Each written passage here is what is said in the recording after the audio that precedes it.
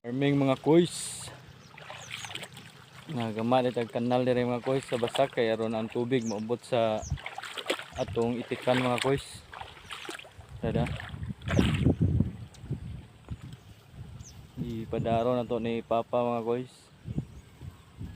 Kay perte na panliki sa basak diri. Gipatadlasan din ni natog daro ni Papa mga kuys og tulo ka agi kay aron paspas ang pag-aga sa tubig.